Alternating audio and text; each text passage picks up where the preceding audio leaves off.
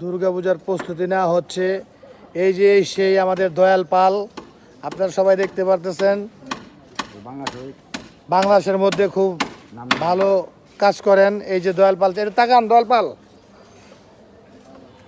এই যে দয়াল পাল। যদি আপনাদের লাগে কাজে, আপনারা যোগাযোগ করতে পারেন ওনার সাথে।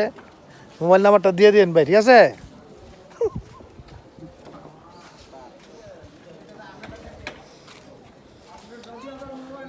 প্যান্ডেলের কাজ চলছে দুর্গাপূজার।